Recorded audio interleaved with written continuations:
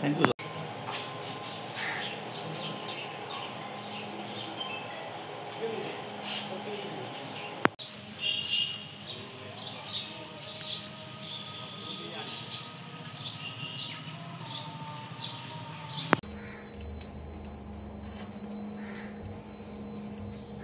কালকে বিকেল আনুমানিক 5টা 15 minute 121 battalion BSF Sampara BOP decoy পেট্রোলিংয়ের সময় হারবাতুল চিতাবাজের মাঝামাঝি একটা স্যালোনি নালা আছে, যে নালাটা এখন শুকনো অবস্থায় আছে। এই নালার পাশে বর্ডার থেকে প্রায় 500 মিটার দূরে নালার পাশে একটা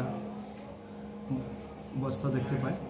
বস্তাটা তারা খুলে এর মধ্যে গাঞ্জা জাতীয় দ্রব্য পায়। এটা ওয়েট করে 20 কিলো, প্রায় 20 কিলো গাঞ্জা ছিল। এটা আমাদের কাছে আজকে হ্যান্ডওভার করে আমরা সেটা আনলিমিটেড 106 বিএনএস আমরা সিজ করি এবং আমরা একটা ইনকোয়ারি স্টার্ট করেছি কোথা থেকে এই ব্যাগটা এখানে এসছে, কে বা কারা এই গাঞ্জাগুলো নিয়ে এসেছিল এখানে, কী কারণে আনা হয়েছিল?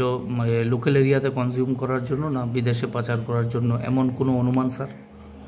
এটা তো এখানে বর্ডারের পাশে হয়তো পাচার করতে পারে, এটা তো ইনকোয়ারির ব্যাপার। আমরা এই জন্য একটা ইনকোয়ারি স্টার্ট করেছি।